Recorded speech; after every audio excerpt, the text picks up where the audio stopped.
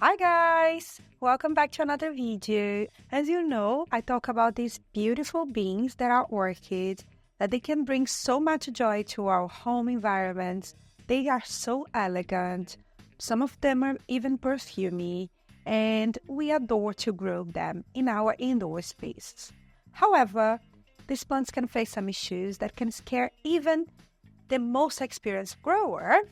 And that's what we're going to talk today. We're going to talk about the challenge that these plants can face while we're growing them indoors, and what are the signs, how these affect these plants, and what can we do to try to minimize the effects of what's going on, or maybe sort the issues.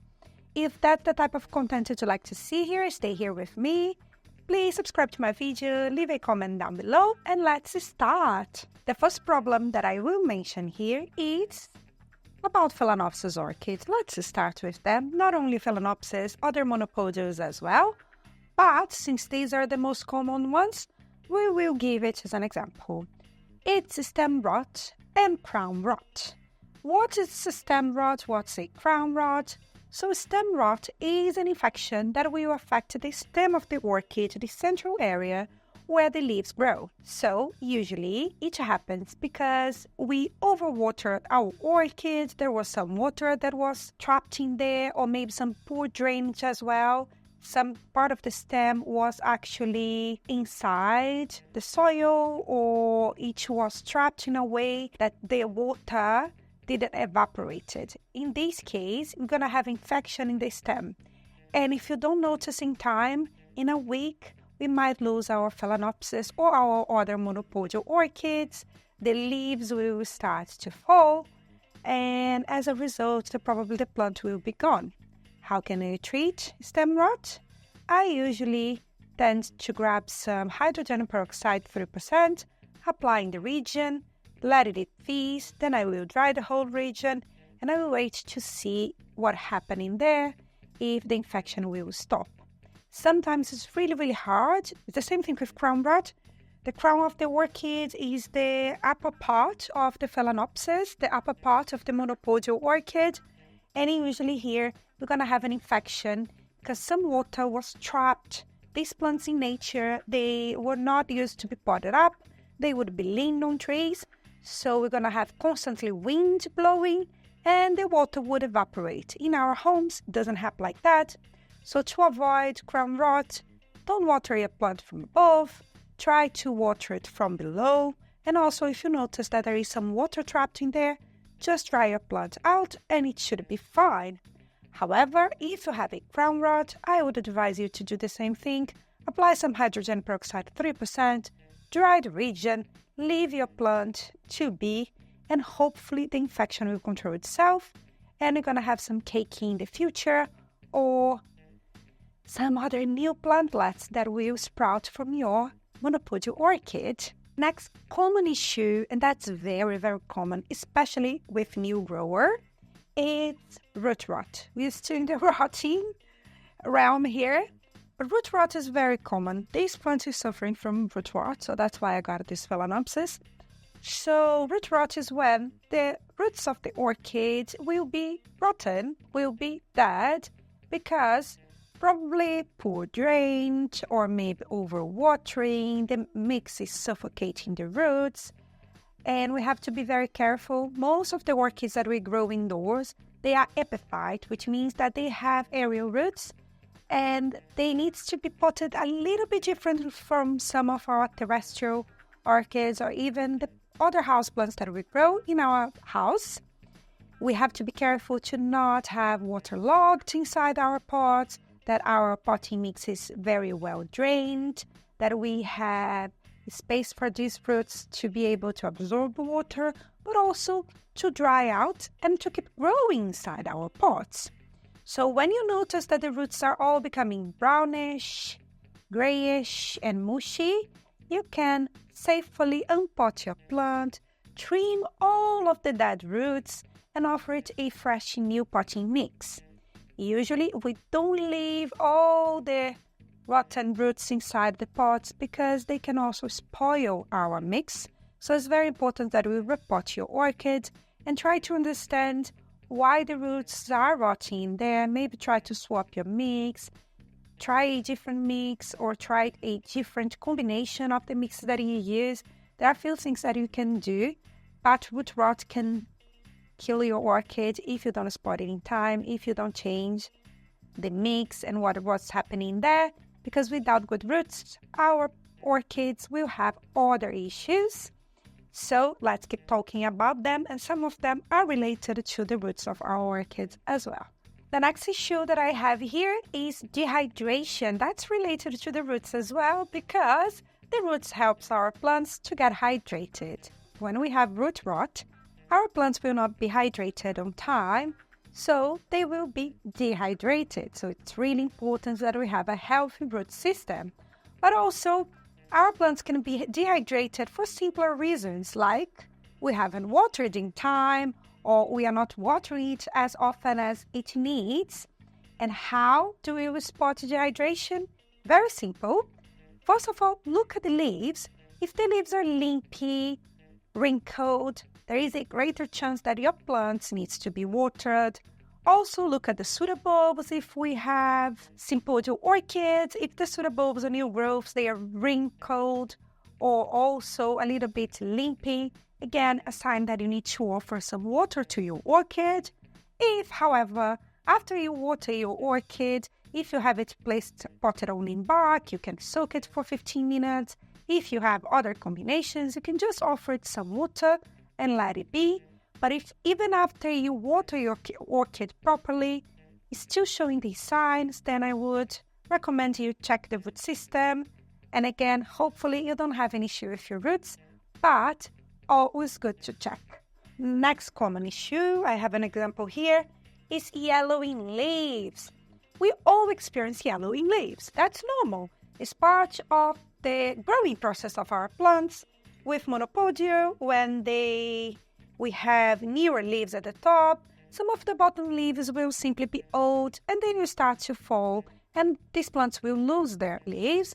That's completely normal. That's the case of my little plant here. Some orchids, they might lose a ton of leaves at the same time, and you notice that a lot of leaves are starting to become completely yellow and they are falling. This can be a sign of an underlying issue, and then we have to inspect our plant to see if we have enough roots, if we don't have any pests, if this plant's not sick. So yellowing leaves, if it's not just some bottom leaves, or we are not talking about orchids that usually lose all of their leaves once a year, if these are not the case, we have to inspect our plants to discover which other underlying issue we have in there. Because the leaves will start to become completely yellow and fall because our plants needs to save energy. Something is really, really wrong. And the leaves, they are photosynthesizing, they are producing energy, but also consuming energy. So the plant is start to lose structures to try to save itself, which can be a huge issue. So we need to discover what else is happening to our plant. Something else related to yellow leaves is that some leaves can start to become yellow and maybe even black because of lack of nutrients. So in this case, we need to apply to notice if you're offering some fertilizing. Plants that are not fertilized enough or never fertilized, they will also have weak leaves and leaves that will start to become discolored. Something else is if we are overwatering them, the plant will show signs on their leaves. Too much or too little light, the plant will have some changes on their leaves as well. So, for this reason, if you notice some of these and you have roots inside your pot, I would recommend you to change your fertilizing routine, change the position of your plant, and just try to investigate what's going on. So now let's go to the problem number 7. We're almost done here. I don't remember which number was I, but let's talk about the next issue, the common issue, that's pests. You can have A-scale infestation, aphids infestation, thrips infestations, spider mites infestation, mealybugs. There is a random of a different type of pests that can colonize your plant and simply munch on the leaves, on the flowers, on the root system, and makes your plant very weak, lose their leaves, lose their structures, and can even kill your plants. The reason why I lost most of my orchids were due to pests. More than any other issue was definitely pests. I didn't have pests when I had only like 3 full orchids, but from the moment that you start buying orchids from nurseries, from garden centers, they simply come with the plants. And then when you have one plant that is infested, your whole collection can get infested like that, especially when you don't know the signs. So if you notice grazings on the leaves, strange spots on the flowers and leaves, if you notice that your plants start to lose leaves out of nowhere, start inspecting and see if you notice, spot something weird or different. The ways to treat pests is a little bit different from pest to pest, but you can use alcohol 70%, you can use neem oil, organic oils, and also pesticides. So it depends on how infested is your collection and which type of insects you have in there. Insects are the worst compared to other ones because they can spread very quickly. But that for me is one of the worst issues. When you have pests, it's quite difficult to eliminate it, but there are solutions out there.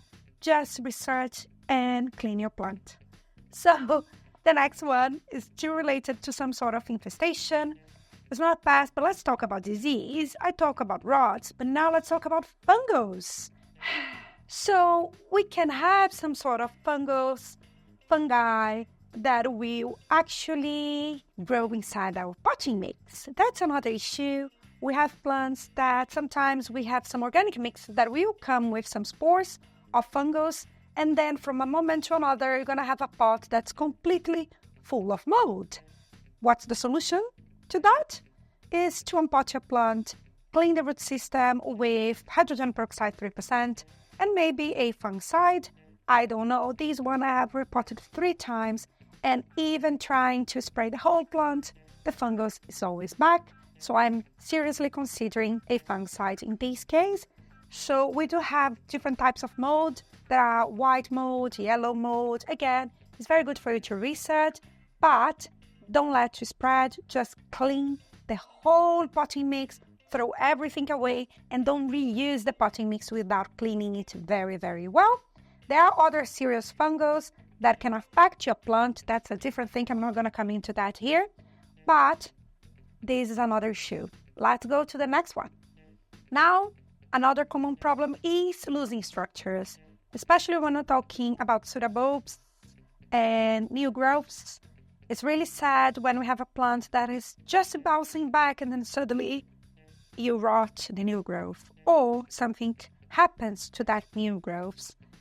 It's common, it happens a lot, and we need to be very careful, especially when it's a new orchid and even old orchids that are not doing very, very well. We lose some of these structures. It's stress. If our plant is completely stressed, like caused by pests or maybe improper care, it can lead to very tiny growths and or even having the new growth losing their structure and not growing properly. As I said before, if you have an infestation that can munch, especially on new leaves, enjoy the new leaves. And also, if we're not feeding our plants properly, maybe some of these new growths or new structures will not even develop themselves. So we need to analyze why these new growths, first of all, change our watering routine. Be careful to not leave water trapped in between the new growths because you can rot them. Feed your orchids regularly, but don't overfeed them. And on top of that, repot your orchid if you notice that something is really, really strange in there. Another problem the Phalaenopsis will experience is its terminal flower spike. Some hybrids out there, they can come with some change in their DNA, I think, or something happens there that changes the way these plants will keep growing, and some of them will push out a flower spike from the top of the crown.